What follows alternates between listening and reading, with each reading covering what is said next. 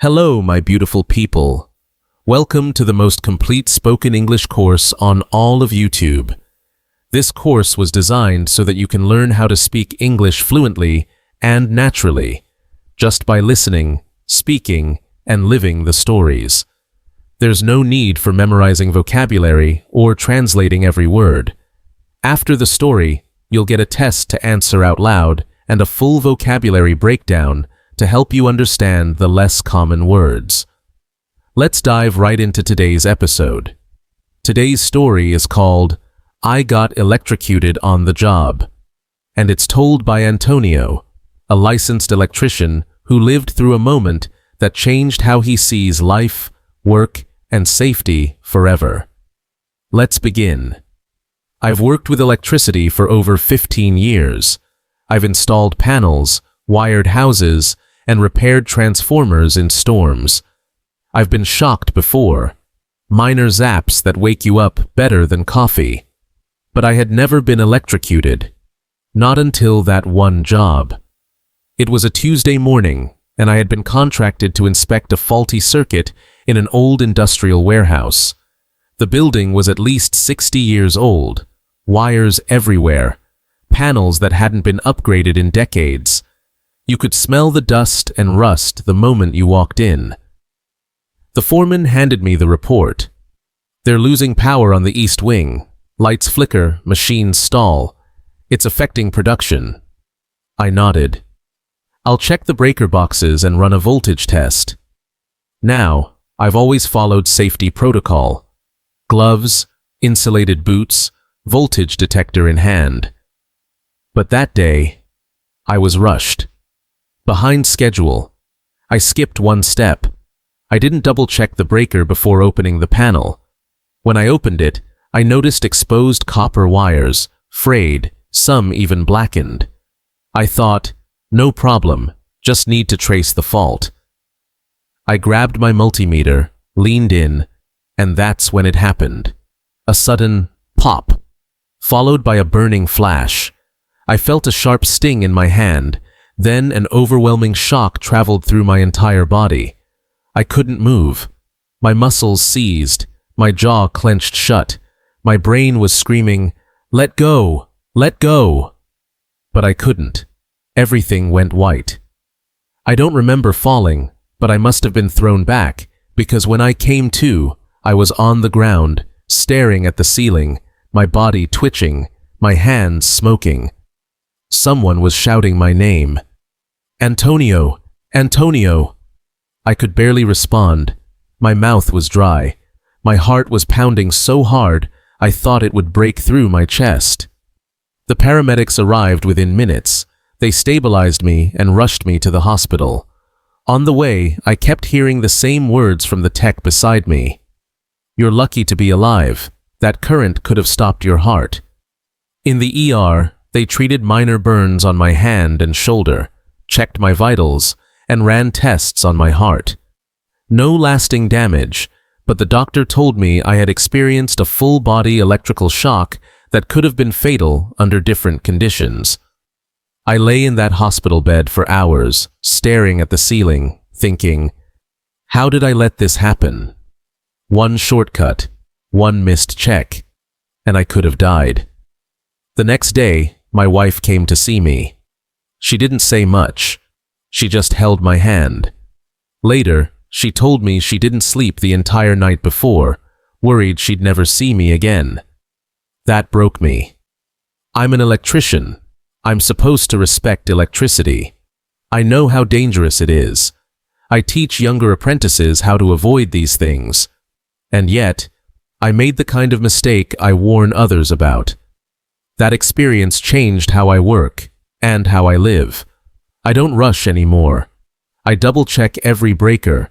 I inspect every panel like my life depends on it, because it does. And I tell this story to everyone I train now, because electricity doesn't care how experienced you are. It doesn't care how late you are or how small the job is. It's always waiting. And if you're not careful, it will remind you just how powerful it really is. That day could have been my last. But now, I treat every day as a second chance. Now, it's time for your quiz. Remember, answer each question out loud. You'll have 5 seconds to respond after each one. Who is the main character in the story? Antonio, an experienced electrician. What kind of building was Antonio working in? An old industrial warehouse. What problem did the foreman report? The east wing had flickering lights and machines stalling. What safety step did Antonio skip? He didn't double-check the breaker before opening the panel. What happened when he touched the wires? He got electrocuted and thrown back by the shock. What did the paramedics say to him? You're lucky to be alive. Where did Antonio wake up after the shock? On the floor of the warehouse, staring at the ceiling. How did his wife react to the incident? She was extremely worried and didn't sleep the night before. What lesson did Antonio learn? Never skip safety steps and always respect electricity. What does he do differently now after the incident? He double-checks everything and works more carefully. Now, let's break down some of the less common words and phrases used in this story. Electrocuted.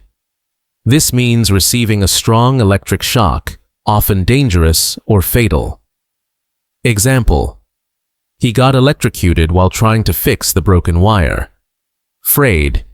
This describes something worn out or damaged at the edges. Example: the frayed wires were a clear safety hazard. Multimeter. A tool used to measure electrical voltage, current, and resistance. Example: he used a multimeter to test the live wires. Seized. In this context, it means your muscles suddenly tighten and can't move. Example: when the current hit him, his body seized completely. Clenched. Closed tightly, often because of pain or fear. Example: his hands were clenched when the shock hit. Vitals. Basic body functions like heart rate, temperature, and breathing. Example: the nurse checked his vitals after the accident. Fatal. Something that can cause death. Example: a shock that's strong could be fatal if it hits the heart. Apprentices. Beginners or trainees learning a skill from someone experienced. Example: Antonio trains apprentices in electrical work. Shortcut. A faster but often riskier way of doing something. Example: taking a shortcut in safety can have serious consequences. Second chance. Another opportunity after a mistake or near miss. Example: he saw surviving the shock as a second chance to live better. Thank you so much for staying with us to the very end. If this story helped you improve your English, gave you something to think about, or simply touched your heart, make sure to subscribe to Docentes DigitalesTV, give us a like, and share this video with others. You're on a journey, and we're proud to walk it with you. See you in the next story.